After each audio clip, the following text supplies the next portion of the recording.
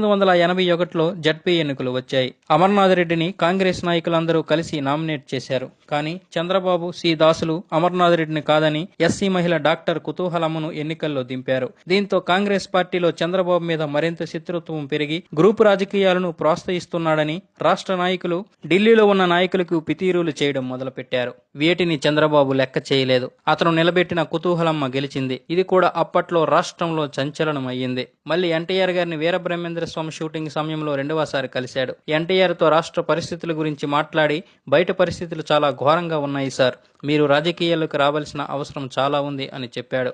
అన్నిటికీ ఎన్టీఆర్ సానుకూలంగా స్పందించడమే కాకుండా ప్రణాళిక ఏ విధంగా రచించాలో కూడా చంద్రబాబుని అడిగారు. దానికి సమాధానంగా చంద్రబాబు, ముందుగా మనం ఒక పని చేద్దాం సార్, సరదాగా సీఎం అంజయ్ గారిని కలుద్దాం, ఆయన్ని ఒప్పించే బాధ్యత నాది. తర్వాత మీడియా రాజకీయాల్లోకి రాబోతున్న ఎన్టీఆర్ అని తన పని తాను చేసుకుంటుంది. అది ఎలా చేయాలో కూడా